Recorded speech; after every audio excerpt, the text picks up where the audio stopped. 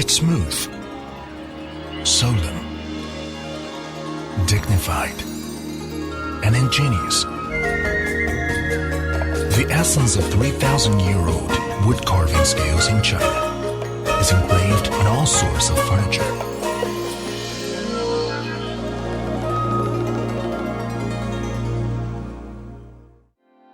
木料买起来是一大堆，其实宫廷使用，外人使用呢要杀头的。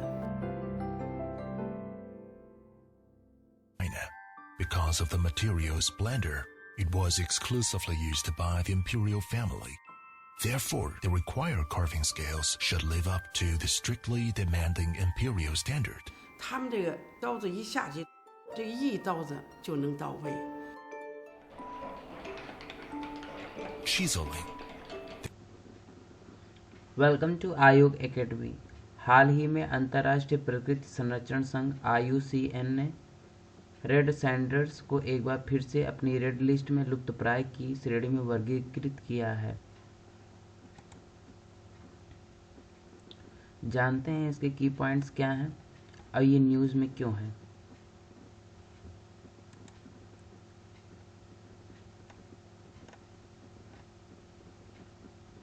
The International Union for Conservation of Nature, that is IUCN, recently categorized the red sandals or sandalwood again into the endangered category in its red list. It was classified as near threatened in 2018,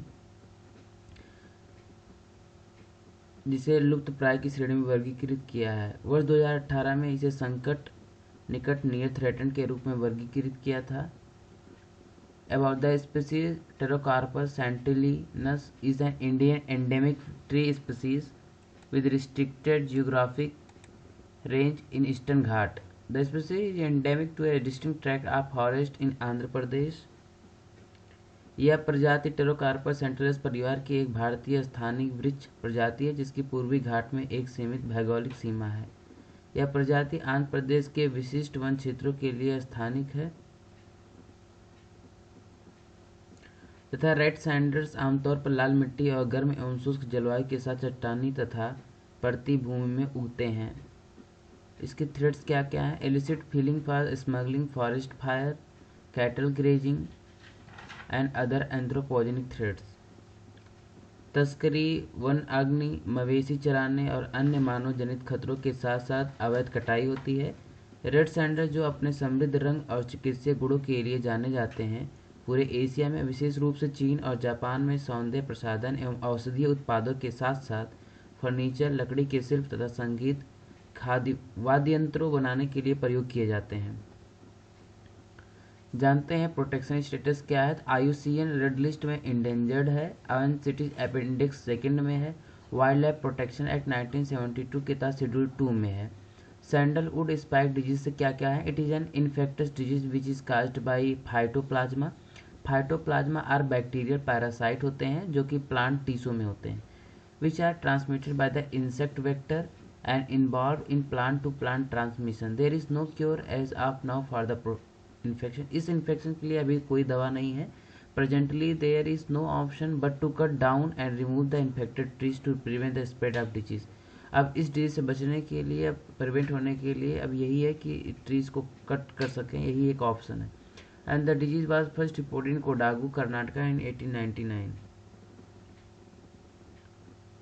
यह एक संक्रामक रोग जो phytoplasma के कारण होता है। Phytoplasma पौधों के ऊतकों के जीवाणु परजीवी हैं जो कीट वेक्टर द्वारा संचरित होते हैं और एक पौधे से दूसरे पौधे तक संचरण में शामिल होते हैं।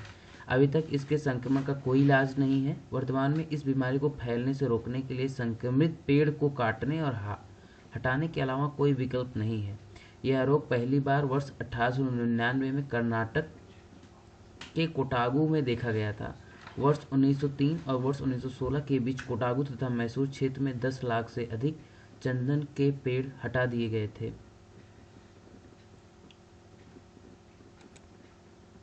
If do you have any question related to this topic, comment, subscribe for fact check and welcome viewers.